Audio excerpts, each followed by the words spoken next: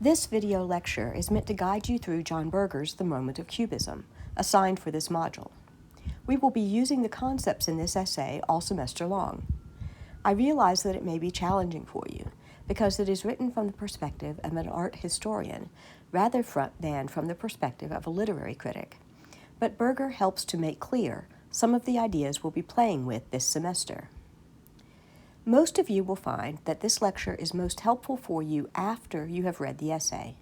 However, if you are trying to read the essay and struggling, you may find it helpful to watch the video first to guide you as you read, then to return to the video once you have the whole essay under your belt.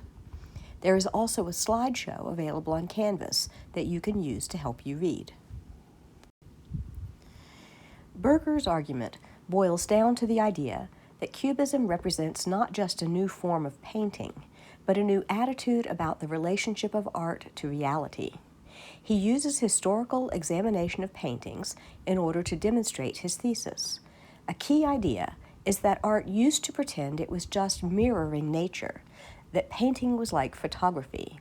It's important to recognize that photography also manages the way we experience nature. It frames things, focuses our attention, and so on. Berger calls the idea of art mirroring nature nostalgic. Let's take a minute to think about what that means. Nostalgia is not just thinking about the past. It's thinking about the past with rose-colored glasses. That is, nostalgia misrepresents the past.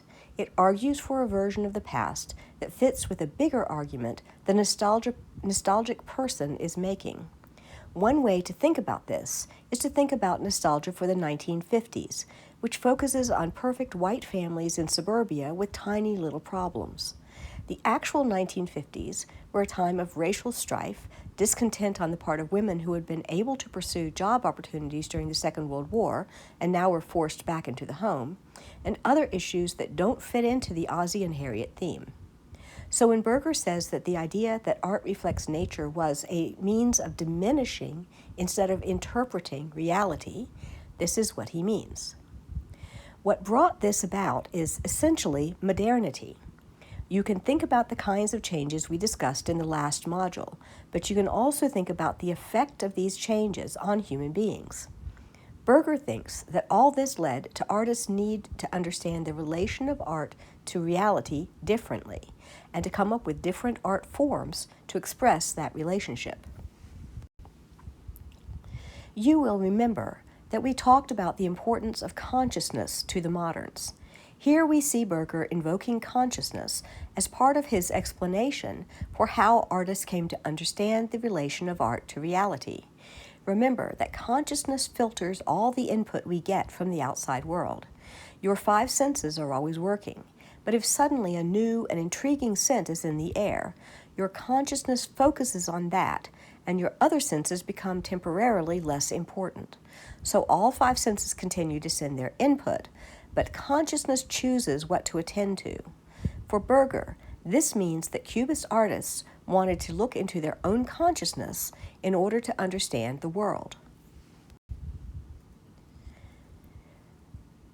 Berger says that Cubism was primarily an optimistic movement. The Cubist artists thought they had discovered something that would lead them to the big T truth that we talked about last time as being so elusive. But, as Berger says, the Cubists imagined the world transformed, but not the process of transformation. In other words, they saw the world they wanted to come into being, but they didn't think much about how that would happen. In reality, things like the Great War, the First World War, were part of the transformation of society. Berger thinks this is important because what Cubism did was not just to provide us with some really interesting paintings where the eyes might be on the same side of the head, or the colors might be monochromatic, or the images within the painting might be more schematic than, quote, realistic. What Berger thinks Cubism did, and remember, it was a movement lasting just 7 years, was to change the nature of the relationship between the painted image and reality. And in doing so, it also expressed a new relationship between humans and reality. It threw out the nostalgia of the old way of doing art and instead put forward a mode of art in which human consciousness was at the center. Berger shows the change by giving us a little course in art history, going through the major moments in art from the Renaissance on. Renaissance artists thought that their job was to capture reality on their canvases by mirroring nature as precisely as possible. Remember, Renaissance artists were the ones who invented vanishing point perspective, the set of artistic conventions that make it possible for us to speak of paintings having a foreground and background. After the Renaissance, the idea of what the artist was there for changed a bit. Now his job was to capture the world in discrete summations. In the Romantic era, which was about 100 years before modernism, artists saw themselves in relation to nature rather than to other people, but they were alienated from nature by their humanity, and so their paintings reflected this. Berger writes that, by contrast, the metaphorical model of Cubism is the diagram. A diagram is an artificial construct that seeks to describe reality by focusing on its structures and relationships, not its details. Berger writes that Cubists saw nature as always already part of consciousness, because nature came to the artist's eye through consciousness. And so this enabled, for Cubists, a distanced connection to what they saw and represented. Berger writes that Cubists treated appearances symbolically as signs. Think about the alphabet for a minute. The letters in the alphabet are signs that we understand stand in for sounds. They allow us to write words not because words look like what they represent, but because we agree to conventions in which letters have sounds and words have particular meanings, connotations, and denotations. So, for Berger, Cubists were engaged in something bigger than just painting people or objects in a new way. He says they broke Renaissance perspective, not destroying it, but allowing viewers to see it as convention. His next point is key for applying Cubism to modernist writing. He says that this ends up settling viewers' gaze on the picture surface. In other words, Cubism encouraged us to look at paintings and say, "This is paint on canvas," rather than, "This is a beautiful woman," or landscape or bowl of fruit. The Cubists are correct that paintings are not women or landscapes or apples.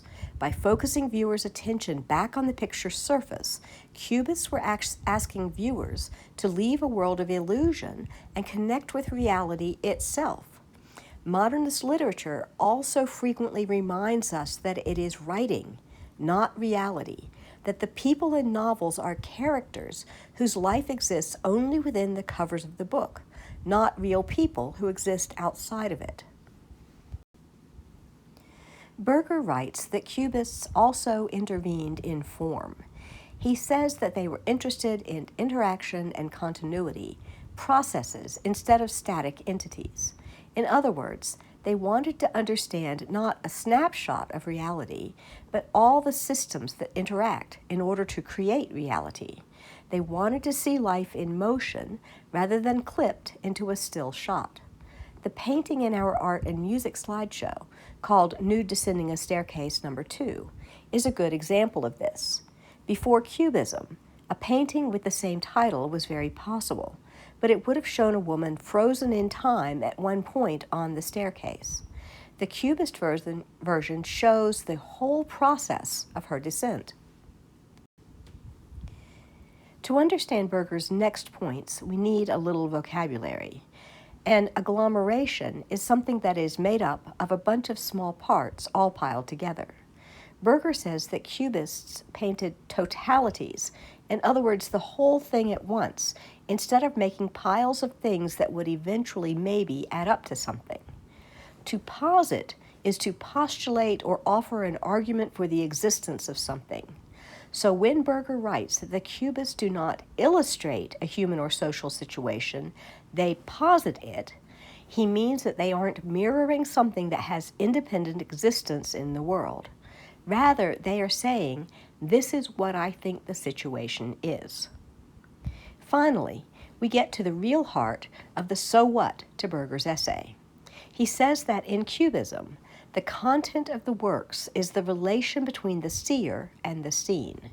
In other words, it's not focusing on what is seen, but rather on a process that happens between the artist and the world, or between a viewer and a painting. In doing so, the Cubists remade art so that it could accommodate modern experience.